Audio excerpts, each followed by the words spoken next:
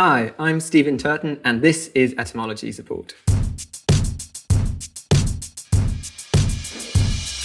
First question. Samuel M8005670 asks, I have a semi-serious question for etymologists. If feet is the plural for foot, why is beet not the plural of boot?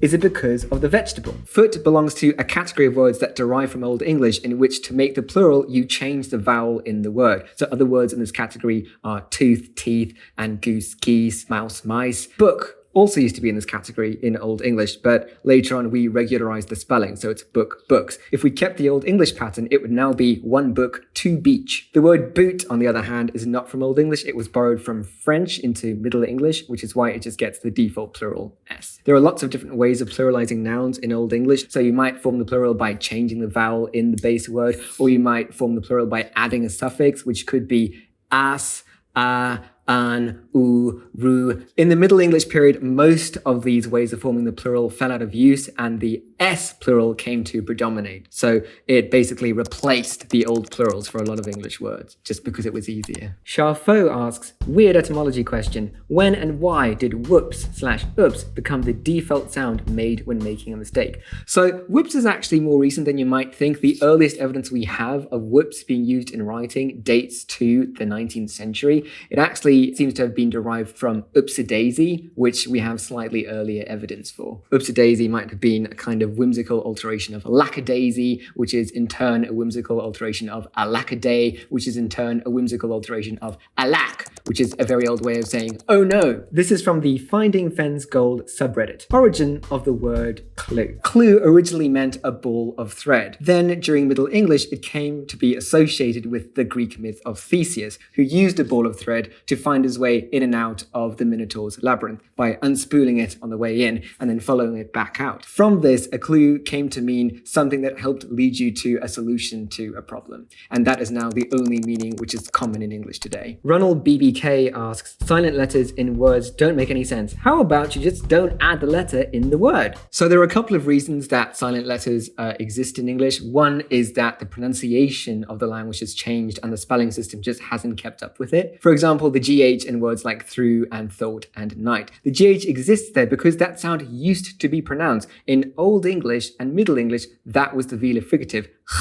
Eventually, because that's quite a difficult sound to pronounce, it dropped out of the language, but we continue to spell words with that GH through a process of sheer inertia. There have been calls for spelling reform in English for literally centuries. In the 19th century, one author complained that the word fish might as well be spelled G-H-O-T-I. GH as in the F at the end of rough, O as in the I in women, and T-I as in the sh in mention. Now, in reality, no one would actually spell fish this way because we know that there are implicit rules to where letter combinations can go in words. So we know that GH can stand for the sound f, but only at the end of a word, as in rough, enough, tough. There was also a moment in time where a word like mention would have been pronounced mentian or something like that, but the T-I-O-N in English, if you say it enough times over and over, tian, tian, tian, chin, chin, chin, shin, it just becomes a lot easier to say shin. So T-I becomes sh. Ease of articulation is a common trigger for sound change in English and other languages. Krauser asks, why do question words why, who, where, when, etc. all start with WH? So this goes all the way back to Proto-Indo-European, which is the earliest ancestor of the English language and many other European and Asian languages that etymologists have been able to reconstruct. Proto-Indo-European had an interrogative stem, an element of a word that would go into building other words that looked something like qui. And this and its variants were used to coin question words. And this qui survives into many modern languages. So for example, in French and Spanish as QU, as in qui, que, cuando, quel. It also survives in English as WH. And the resemblance is easy to see once you know that the original spelling and pronunciation in English was HW, hua. Nobody ever actually said waha. If you listen to older speakers today who still pronounce the H in these question words, you will hear that they put the H before the W. So it's what, why, when. At JPK_Murphy asks, wonder where the word salary originated. So the word salary comes from Latin salarium, which ultimately comes from sal, meaning salt. In ancient Rome, a salarium was a wage paid to somebody so that they could buy salt and other household goods. The word salad ultimately derives from the same root, sal, because a salad was a cold dish that was seasoned with salt. This comes from the etymology subreddit. What's going on with the word child? Why does it pluralize into children rather than child? Child goes all the way back to Old English, which had multiple methods of forming a plural. One of the plurals for the word child in Old English was childru. During Middle English, this became childra. However, at a later moment in time, for some reason, people decided that this didn't look enough like a plural, so they added a second plural ending, n, as in ox, oxen, to create the word children. So it actually has two plural endings stacked on top of each other. It's equivalent to saying childses. De La Rosa JL24 asks, why do we call it deadline for when something is due? What does death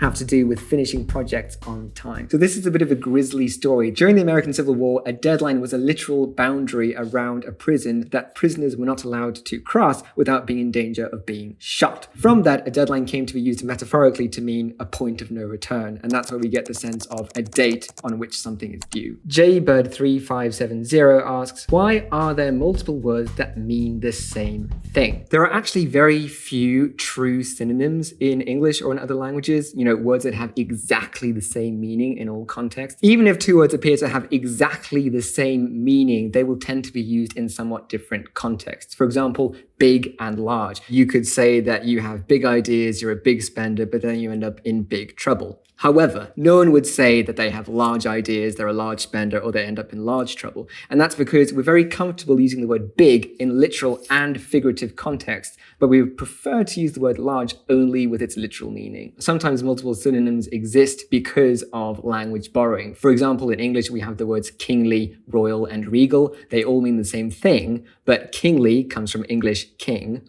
royal comes from French roi, meaning king, and regal comes from Latin rex, also meaning king. DWorkPhone asks, is there any reason for the alphabet being in the order it's in? The clue is in the name. The word alphabet comes from alpha beta, which are the first two letters of the Greek alphabet, and they correspond to Latin A and B. Exactly how the letters ended up in this order, A, B, C, or alpha, beta, gamma, or A, B, K, or A, B, G, is not known. It might have been random to an extent, but it's also worth noting that a lot of these sounds are the first sounds that human babies make when they first start babbling. Ba, ba, ga, ga, ka, ka, da, da. The Latin alphabet ultimately derives from the Greek alphabet, which in turn ultimately derives from the Phoenician alphabet. And in all of these alphabets, the letter order starts out in the same way, although the sounds attached to those letters aren't exactly the same. When the Latin alphabet spread to other languages in Europe and beyond, they tended to keep the same order of letters. This is a question from Quora. Why do some languages have formal and informal versions of you,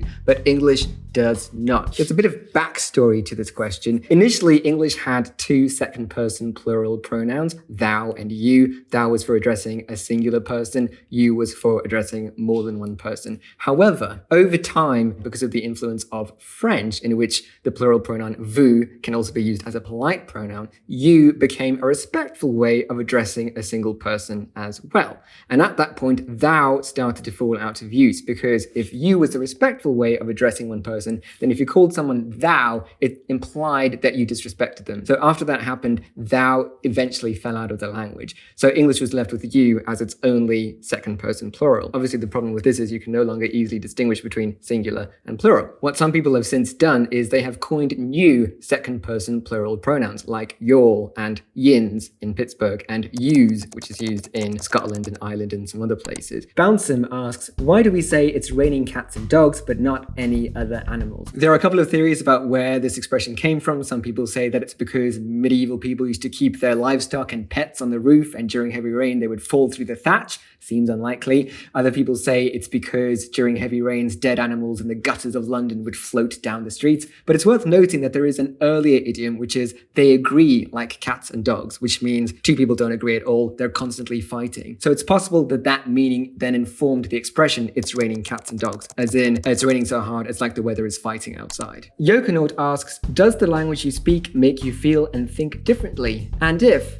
how so? So Linguistic determinism is the technical term for the belief that the language we speak fundamentally controls and limits the way we can think. In the strong form, this obviously isn't true. If it were true, we would never be able to learn a new concept unless we already knew the word for them. And we also wouldn't be able to learn a second language unless its vocabulary mapped exactly onto our first language. But there is a weaker version of this hypothesis called linguistic relativity, which is just the suggestion that, yeah, maybe language does affect the way we think to an extent. And there is some evidence for this. For example, some linguists did a study where they showed native speakers of German and Spanish a series of pictures of objects. And it just so happened that those objects had names in Spanish and German that had different grammatical genders in the two languages. And what they found was when they asked speakers of those languages to describe the objects they saw, the speakers would tend to use adjectives that reflected certain cultural gender stereotypes. So for example, they showed them a picture of a bridge. In Spanish, a bridge is puente, which is masculine,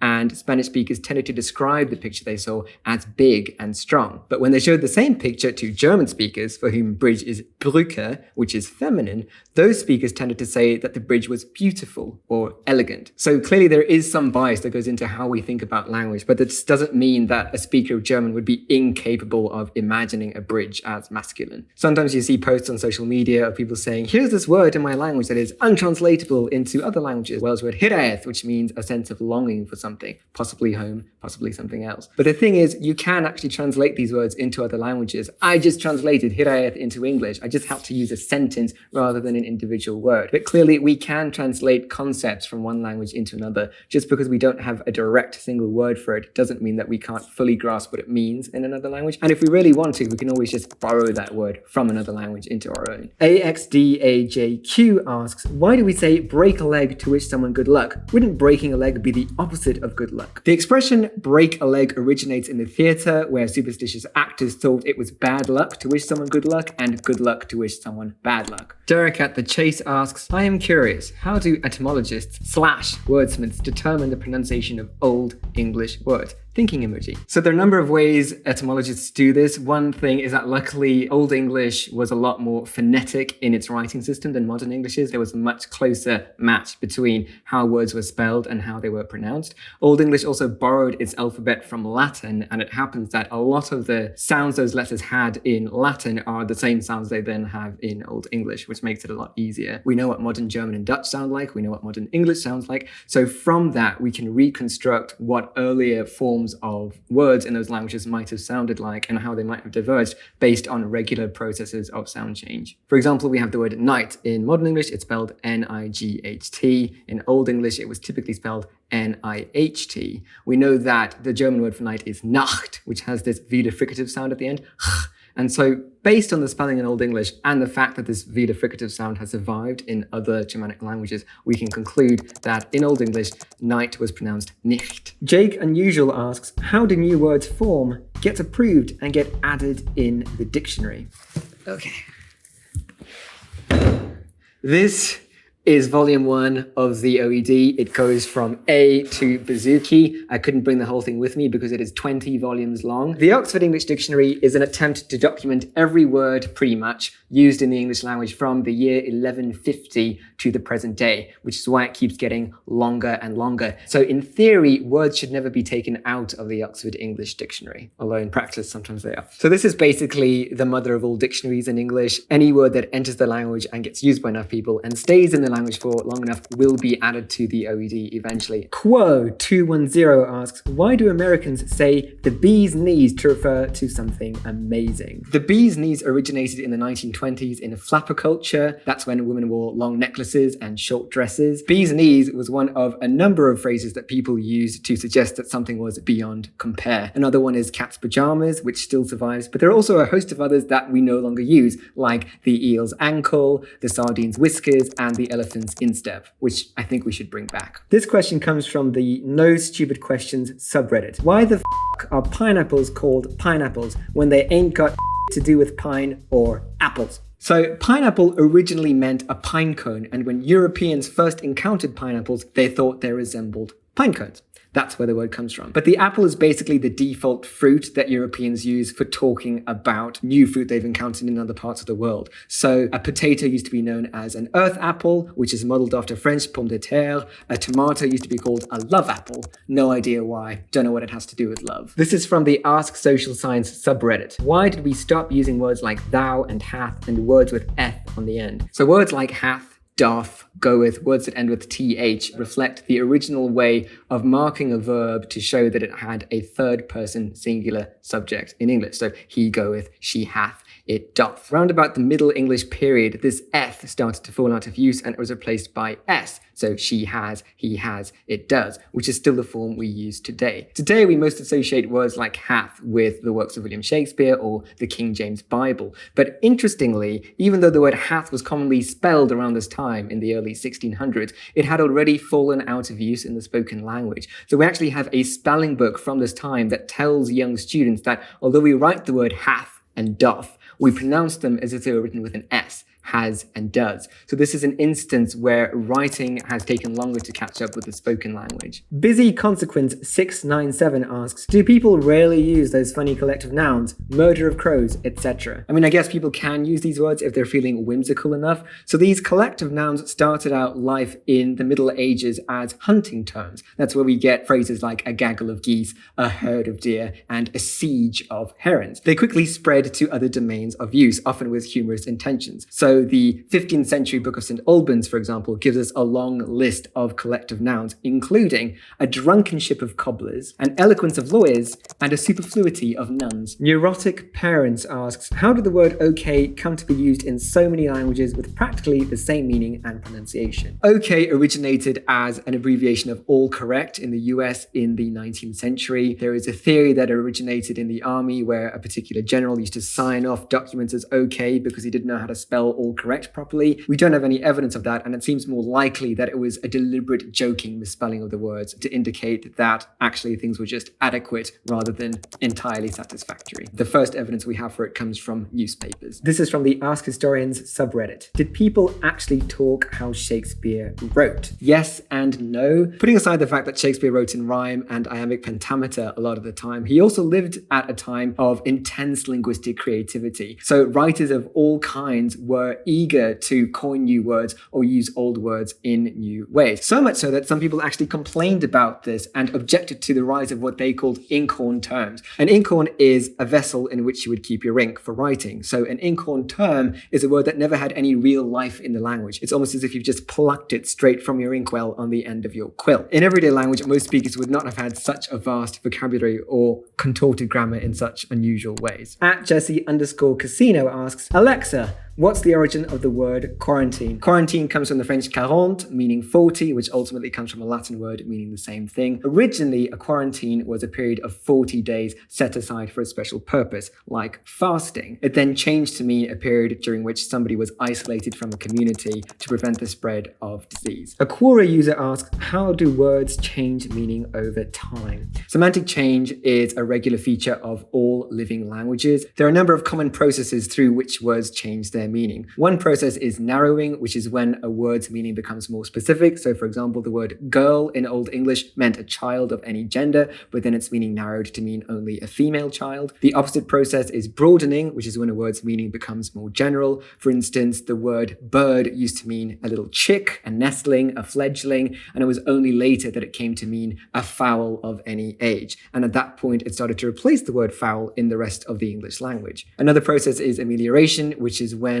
a word's meaning becomes more positive over time. The word nice originally meant foolish. It then came to mean fussy, then it came to mean meticulous, then it came to mean delicate, then it came to mean attractive. The opposite process to amelioration is pejoration, which is when a word gains a more negative meaning. So kind of in the opposite process to the word nice, the word silly used to mean holy or blessed. It then came to mean innocent or harmless, then it came to mean helpless, and then it came to mean foolish. This is from the Etymology subreddit. Why does cow, pig, sheep all have different names when referring to them as food, beef, pork, lamb, but chicken, fish, or rabbit stay the same? The words beef, pork, and mutton were borrowed into English from French after the Normans invaded England. At that point in time, French became the language spoken by the nobility. The author Walter Scott suggested that the reason we had these pairs of native English words like cow, sheep, and pig versus French words for the meat, so beef,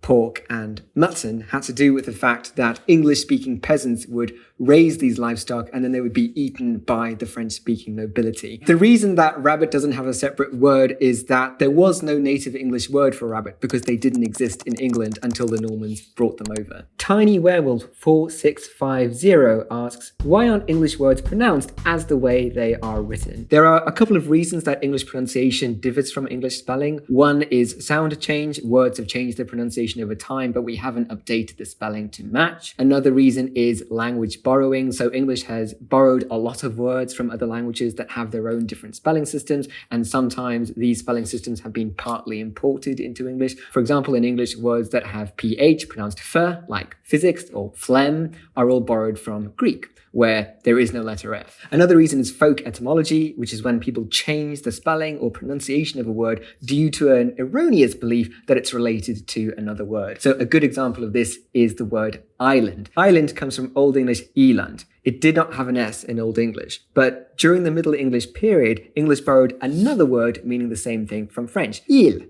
which English now pronounces isle. The reason that île or isle has an S in it is that the French word ultimately derives from the Latin word insular. So people thought, well, there's an S in insular, therefore we should put an S in isle, even though the S was always silent in English and in French. And once this had taken place, people thought, wait a minute, we have these two words, isle and island. They must be related. And so they inserted a silent S into the word island as well, even though historically there is no reason for it to be there. Mech HR asks, why is it that some sayings between certain languages are the same? There could be two reasons why two languages have very similar idioms. One could be because there are some basic metaphors that many languages share. For example, the Spanish idiom echar leña al fuego means literally to throw wood on the fire. In English, we would say to add fuel to the flames, but they both mean the same basic thing, which is to make a bad situation worse. The reason they could be so similar is just that the idea that conflict or danger equals fire is one that is found as a basic metaphor in many languages. Another reason that languages could have similar idioms is because one language has just literally translated an idiom from another language. A Quora user asks, why is the word muscle pronounced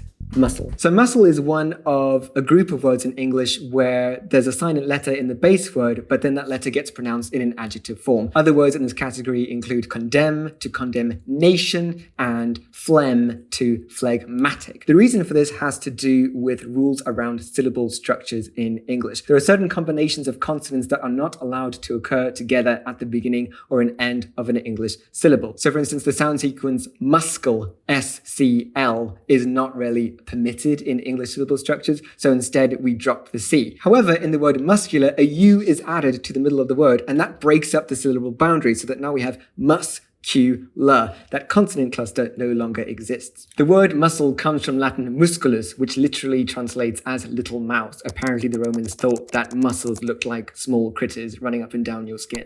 Ed Lincoln 6 says, words with the same spelling and pronunciation, but different etymologies. So these would be known as homonyms. For instance, bat as in the winged creature and bat as in the stick of wood. Some of these are true homonyms, as in they come from separate roots, but actually a lot of words that look like homonyms do share a root. For example, bank as in a riverside and bank, the place where you keep your money. These actually derive from the same Germanic root, which originally meant a slope. From there it came to mean a shoreline, the land sloping down to a river, and also a counter on which you would exchange money. Colombo Sabani asks, how do etymologists even find out the meaning of the words? How do they know where to look back to? So it is rare for words to appear out of nowhere. A new word is often a blend or a compound of two existing words, or it's an existing word that's changed. A noun has become a verb, or an adjective has become a noun. If none of those cases apply, then an etymologist will look at other languages that the word might have been borrowed from, and they'll try to trace back the earliest known use of that particular word. What an etymologist will have to do is to compare the word they're looking at to other words in languages they know to be related,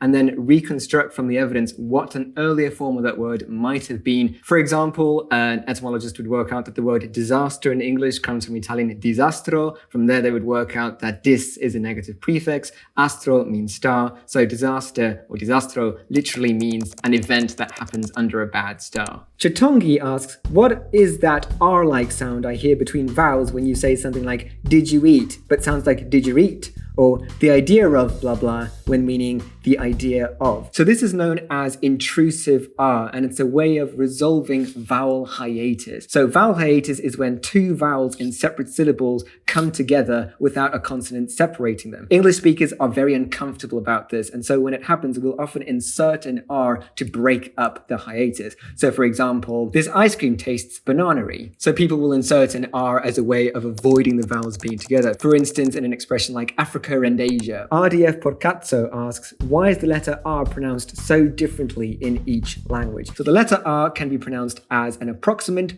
R, as an alveolar trill R, as a uvular trill R, or as a tap R. And that's just in languages in Western Europe. It's thought that in the Middle Ages, most Western European languages used an alveolar trill, rrr. However, in the early modern period, the uvular trill, r, started to become fashionable in France and then later in Germany. And in English, around the same time, the trill, r, was replaced with the approximant r, which is easier to say, although it doesn't sound as good. One of the major reasons for sound change is ease of articulation, that and changing fashions. There is often no more logic to it than that. I hope you learned something today. Thanks for listening. See you next time.